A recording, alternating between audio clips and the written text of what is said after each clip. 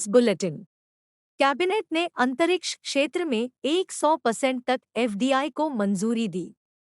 प्रधानमंत्री नरेंद्र मोदी की अध्यक्षता में केंद्रीय मंत्रिमंडल ने बुधवार को अंतरिक्ष क्षेत्र में 100% तक एफडीआई की अनुमति देने के लिए अंतरिक्ष क्षेत्र के लिए प्रत्यक्ष विदेशी निवेश एफडीआई नीति में संशोधन को मंजूरी दे दी।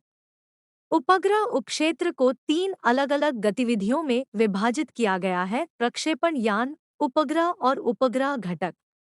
संशोधित नीति के तहत लॉन्च वाहनों में 49% तक, उपग्रहों में 74% और उपग्रह घटकों में 100% तक एफडीआई की अनुमति है।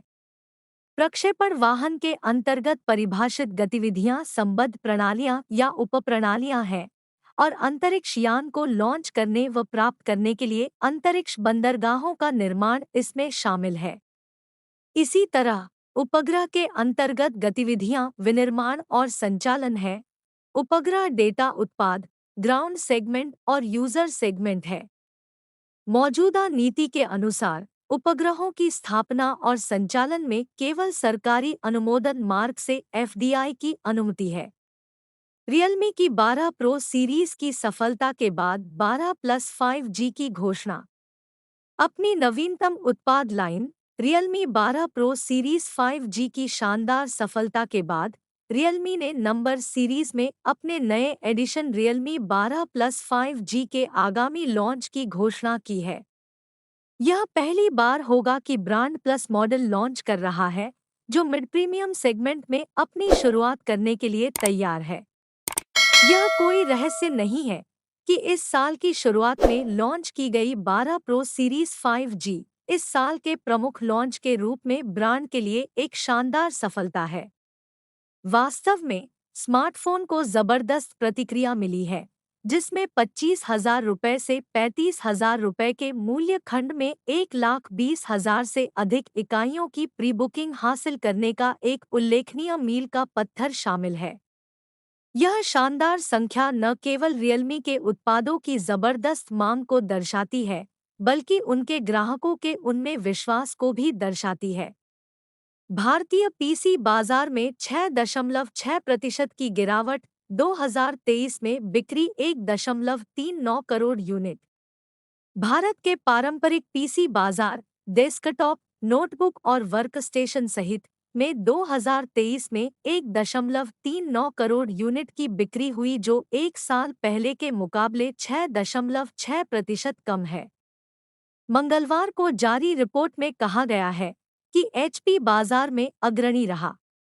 इंटरनेशनल डेटा कॉरपोरेशन (आईडीसी) के अनुसार डेस्कटॉप श्रेणी में 6.7% साल दर साल की वृद्धि हुई। वहीं नोटबुक और वर्कस्टेशन की बिक्री क्रमशः 11.1% और 14% घट गई।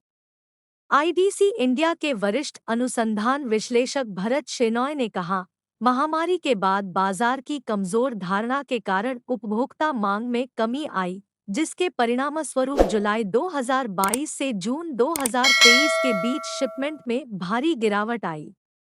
पहली छमाही में कमजोरी के बाद 2023 की दूसरी छमाही में बाजार में साल दर साल आधार पर ओवरऑल 12.9% का उछाल आया।